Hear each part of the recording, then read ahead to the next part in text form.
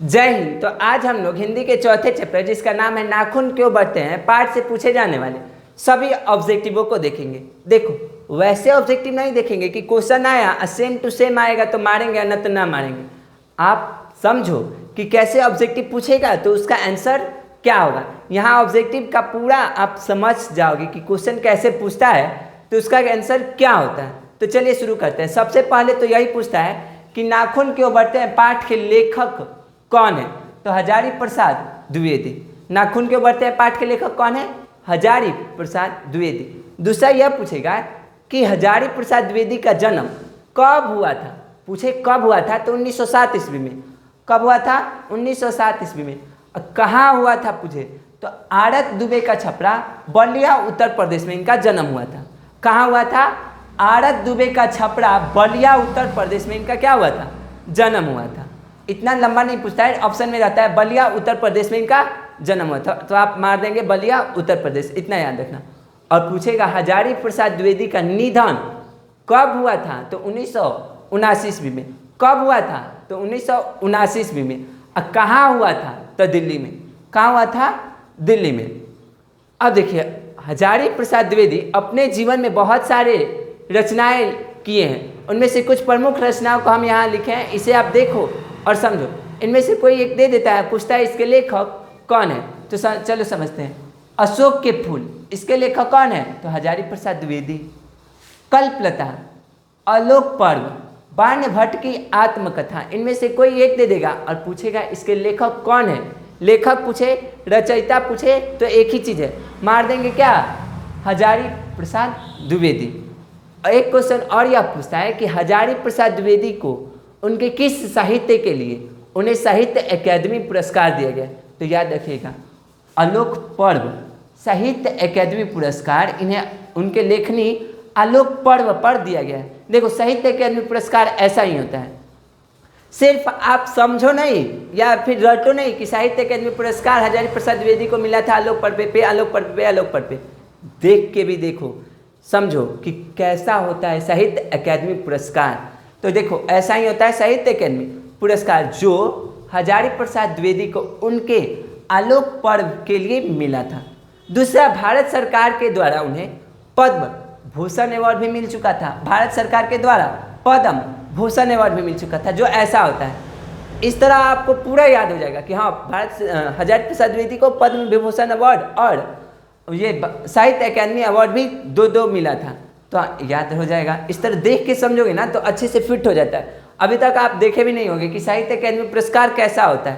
तो इससे पहले हम लोग जब कहानी समझे हैं तो वहाँ भी इस चीज़ों को दिखाएं, वहाँ आप जाके पूरे कहानी के हर एक पात्र को अच्छे से समझ पाओगे।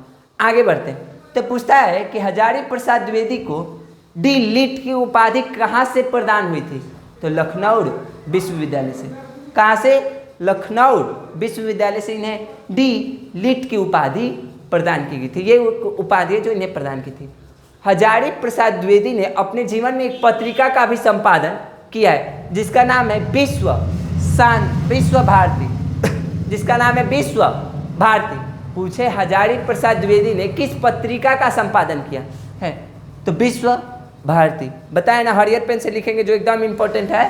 शांति निकेतन इसका दूसरा नाम है, विश्व भारती का दूसरा नाम शांति निकेतन है। तो याद रखिएगा दोनों में से कोई एक देगा, विश्व भारती या शांति निकेतन, और पूछ देगा कि इसके रचयिता या यह पत्रिका जो है इसके संपादक इसे किसने चलाया था तो हजारी प्रसाद द्विवेदी ने। आगे बढ़ते हैं तो देखते हैं। पूछे कि नाखून क्यों बढ़ते हैं यह पाठ कहाँ से लिया गया है तो ग्रंथावली से। कहाँ से लिया गया है, ग्रंथावली से। हजारी प्रसाद द्विवेदी द्वारा लिखे गए पुस्तक एक ग्रंथावली से इस पाठ को यहाँ लिया गया। और पूछे नाखून क्यों बढ़ते हैं यह पाठ किस विद्या की रचना है तो मारेंगे ऑप्शन ललित निबंध। पूरे पाठ में, हिंदी के पूरे पाठ में एक ही ऐसा चैप्टर है जो ललित निबंध है, वह कौन है, नाखून क्यों बढ़ते हैं। इस यहाँ पे हम लोग लेखक से पूछे जाने वाले सभी ऑब्जेक्टिव प्रश्नों को समझा और अच्छे से समझा। अब आप कहीं से भी उठाओ सेट, कोई सा भी, या क्वेश्चन बैंक हो या फिर कोई भी, आप कहीं से भी बना लोगे क्योंकि आपने समझा है, रटा नहीं कि नाखून क्यों बढ़ते हैं पाठ के लेखक कौन है तो हजारी प्रसाद द्विवेदी। हजारी प्रसाद द्विवेदी को किस पर्व के लिए साहित्य अकादमी पुरस्कार मिला था आलोक पर्व के लिए। ये सिर्फ रटा नहीं है, आप लोगों ने देख कर भी समझा है। तो हाँ, आप इसका एक स्क्रीनशॉट लो और डिस्क्रिप्शन में लिंक भी है, अगर आप चाहो वैसे ऑब्जेक्टिव सेट मारने का तो जाके वहाँ पे मार सकते हो। आप एक स्क्रीनशॉट लीजिए। इसके बाद हम लोग पाठ से पूछे जाने वाले सभी ऑब्जेक्टिवों को समझते हैं, ठीक है। इसे स्क्रीनशॉट लीजिए। तो चलिए अब हम लोग पाठ से पूछे जाने वाले ऑब्जेक्टिव को समझते हैं। देखो, हम लोग भी स्क्रीन रिकॉर्डर करके आप लोगों को दे सकते हैं, लेकिन वैसे काफ़ी बुरा असर पड़ता है। आप अगर वैसा क्वेश्चन आए तभी आप मार सकते हो, अगर वैसा ना आए तो नहीं मारोगे।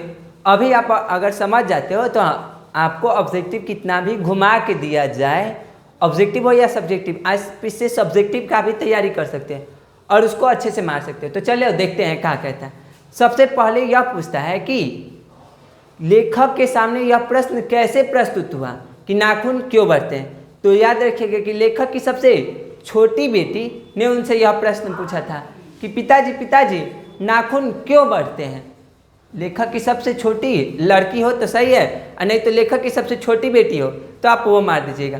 पूछे कि हजारी प्रसाद द्विवेदी के सामने यह प्रश्न कैसे प्रस्तुत हुआ, तो उनकी छोटी बेटी ने उनसे यह पूछा था कि पिताजी नाखून क्यों बढ़ते हैं। आगे बढ़ते हैं तो देखते हैं कि मनुष्य के जो अस्त्र थे, पूछता है मनुष्य का अस्त्र थे पुराने ज़माने में, सबसे पुराना अस्त्र शस्त्र क्या था मनुष्य का। तो याद रखिएगा नाखून था उसका। क्या था अस्त्र? नाखून। मनुष्य का जो नाखून था, जब सबसे पहले जब उसके पास ना ही लोहे का खोज हुआ था, ना ही वह पत्थर से अपना मतलब औजार बनाया था, ना ही लकड़ी का, तो सबसे पहले उसके नाखून ही उसके अस्त्र शस्त्र हुआ करते थे। तो मार देंगे। देवताओं का राजा पाठ में है, देवताओं का राजा। पूछे आपसे देवताओं का राजा पाठ में किसे कहा गया है, किससे संबोधित किया गया? तो इंद्र को देवताओं का राजा कहकर पाठ में किसे संबोधित किया गया है? तो इंद्र भगवान को। इंद्र जो भगवान है देवता, वह देवताओं के राजा थे। याद है एक बार आपको कि रावण का जो भाई था कौन? कुंभकर्ण। वह इंद्र आसन चाहता था, इंद्र का आसन, उसमें काफ़ी ज़्यादा शक्ति होता है। इंद्र आसन, इंद्र भगवान जहाँ बैठना चाहते थे वहाँ, लेकिन जब भगवान उसके सामने प्रकट हुए तो वह इंद्र आसन बोलने की जगह क्या बोल दिया? निंद्रासन। कौन सी? निंद्रासन। वह हमेशा निंदे में रहता था। हाँ, 6 महीने बाद एक बार उठता था। तो हाँ, देवताओं के राजा कौन थे? इंद्र भगवान। वह का मतलब देवताओं में सबसे ऊपर। देवताओं के राजा का जो इंद्र भगवान का जो ब्रज था, वर्ज, उनका हथियार वह किससे बना होता था? तो दधीचि मुनि के हड्डियों से। पूछेगा इंद्र का ब्रज किससे बना होता है? तो दधीचि मुनि के हड्डियों से। देखो आप फिगर यहाँ पे, दधीचि मुनि के हड्डी से ही इंद्र का जो ब्रज है वह बनता था। आगे पूछे लोहे का आविष्कार किसने किया? तो आर्यों ने। लोहे का खोज किसने किया भी पूछे तो आर्यों ने ही मानेंगे। आर्य जो थे वही लोहे के अस्त्र शस्त्र बनाना सीखे, और आर्यों के पास घोड़े भी होते थे। पूछेगा आर्यों के पास इनमें से क्या क्या चीज़ें थी? तो घोड़े और लोहे का अस्त्र। पूछे आर्य किसका खोज करते थे? तो लोहे का अस्त्र और घोड़े का। जो मनुष्य आज से लाख वर्ष पहले सिर्फ अस्त्र के रूप में उसके पास अपने नाखून ही हुआ करते थे, आज वही मनुष्य किस पे भरोसा करके आगे बढ़ चुका है? एटम बम पे। किस पे? एटम बम पे। पूछे मनुष्य अब किस पे भरोसा करता है अपने रक्षा के लिए? तो एटम बम पे। तू लोग भी दिवाली में जाता होगा तो बोलता होगा एटम बम दीजिए, एटम वाला बम, जो काफ़ी ज़्यादा आवाज़ करता है। तो वो एटम बम नहीं, बड़ा वाला एटम बम जो पटक देने के बाद साफ है क्या नहीं।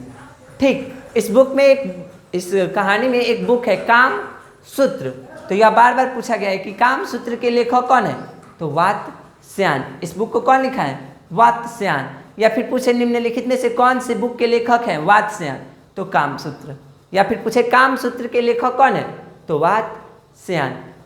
वात्स्यायन के कामसूत्र बुक से ही यह पता चलता है कि आज से 2000 वर्ष पहले, 2000 वर्ष पहले जो भारतवासी थे अपने नाखूनों को काफ़ी सजते और संवारते थे अपने नाखून को। 2000 वर्ष पहले भारतवासी अपने नाखूनों को काफ़ी अच्छे से सजते और संवरते थे।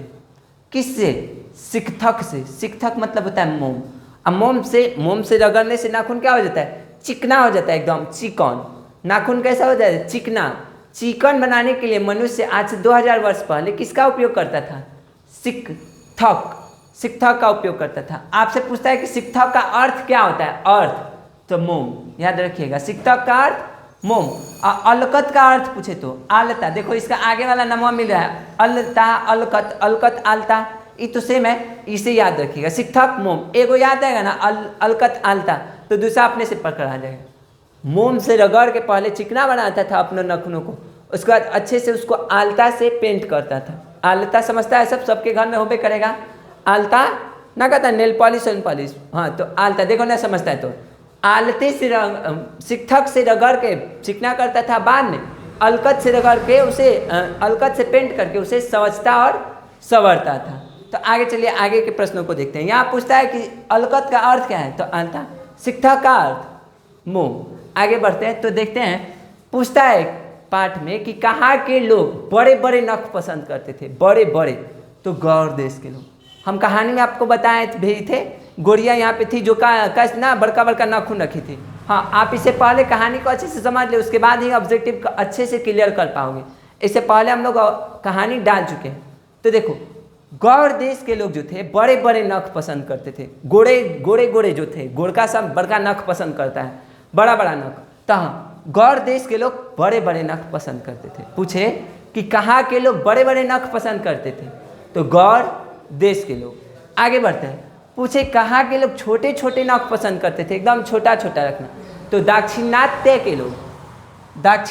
के लोग छोटे छोटे नखनों को पसंद करते थे रखना। अगर आप हमसे ऑफलाइन क्लास में जुड़ना चाहें तो सारण जिला में छपरा में क्लास चलता है हमारा। आप इस नंबर पे कॉल करके डायरेक्ट हमसे बात कर सकते हो कि कहाँ सर क्लास चल सकता है। चलो आगे बढ़ते हैं और आगे के प्रश्नों को समझते हैं। पूछता है कि मनुष्य की पशुता क्या है? तो नखून। देखना, जो ना नखुना बढ़ता रहता है ना, कह देना तुम में पशुता का गुण है। क्या है? क्या है से कि पशु ही अपने नाखूनों को नहीं काट सकता है, बाकी सब कोई तो काटता ही है, सबके पास नेल कटर है। ठीक, पशुओं के पास नेल कटर है नहीं। हमारा जो नाखून जो है बढ़ा है अगर, तो हमारे पशुता को दिखा रहा है, हाँ, पशुत्व के गुणों को दिखा रहा है। आगे बढ़ते हैं। इस कहानी में एक लाइन है कि पुराने का मोह सब समय वांछनीय ही नहीं होता।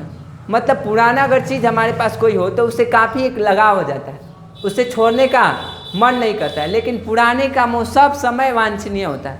यह पूछ देता है यह पंक्ति किस पाठ की है? तो याद रखिएगा, नाखून क्यों बढ़ते हैं, पाठ की यह पंक्ति। दूसरा पूछता है कि कौन जो है मनुष्य का आदर्श नहीं बन सकती? मनुष्य का आदर्श कौन नहीं बन सकती है? तो बंदरिया मनुष्य का आदर्श नहीं बन सकती। ठीक, आगे बढ़ते हैं। सब पुराने अच्छे नहीं होते तथा सब नए खराब नहीं होते। यह किसने कहा है? तो कालिदास। इस पार्ट में दुएगो ऑब्जेक्टिव है जो सबसे ज़्यादा बार पूछा है। एक ये कि सब पुराने अच्छे नहीं होते तथा सब नए खराब नहीं होते, यह कथन किसका है? तो कालिदास का। और दूसरा कि नाखून क्यों बढ़ते हैं, यह प्रश्न लेखक के सामने कैसे उपस्थित हुआ? तो उनकी छोटी बेटी ने पूछा था। ये दो प्रश्न काफ़ी ज़्यादा बार पूछा है। आगे देखते हैं। आजकल अलकत और सिकथक पूछा है, तो अलकत पूछ चुका है, सिकथक बाकी है, तो सिकथक याद रखेंगे। आगे बढ़ते हैं। पार्श्ववृत्ति का नाखून जो है हमारा किसका याद दिलाता है? पार्श्ववृत्ति का नाखून हमें किसका याद दिलाता है? पार्श्ववृत्ति का याद हमें दिलाता है। यहाँ पे इस पार्ट से पूछे जाने वाले सभी ऑब्जेक्टिव समाप्त होते हैं।